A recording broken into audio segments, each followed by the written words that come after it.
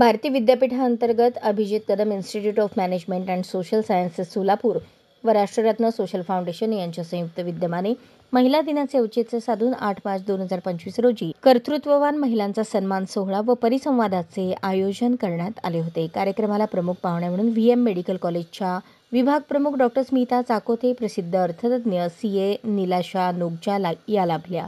कार्यक्रमाच्या सुरुवातीला प्रमुख पाहुणे डॉक्टर स्मिता चाकोते यांचा सत्कार इन्स्टिट्यूटचे संचालक प्राध्यापक डॉक्टर SB सावंत यांच्या हस्ते, तर दुसऱ्या प्रमुख पाहुणे CA निलाशा नोगजा यांचा सत्कार राष्ट्ररत्न सोशल फाउंडेशनच्या अध्यक्षा प्रांजली मोहीकर यांच्या हस्ते करण्यात आला। आपल्या स्वागतपर भाषणामध्ये संचालक प्राध्यापक डॉक्टर SB सावंत यांनी इन्स्टिट्यूटतर्फे राबवण्यात येणाऱ्या विविध उपक्रमांची माहिती दिली, तसेच भारती विद्यापीठाचा चढता आलेख सांगितला।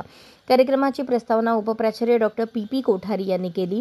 प्रमुख पाहुण्यांची ओळख डॉक्टर शबनम माने आणि प्राध्यापिका स्मिता गंभीरे यांनी करून दिली।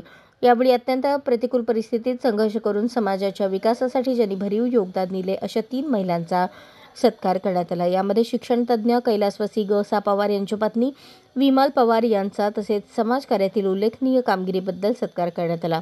त्याचप्रमाणे श्रीमती शमा बी नदाफ यांचा लघु उद्योगातील भरीव कामगिरीबद्दल सत्कार करण्यात आला।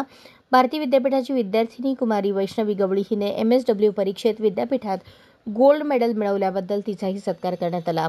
सध्याच्या धावपळीच्या युगात कुटुंबाचे आरोग्य चांगले राखायचे असेल तर महिलांनी आपल्या आरोग्याकडेही लक्ष देणे गरजेचे असल्याचे डॉक्टर स्मिता चाकोते यांनी सांगितले।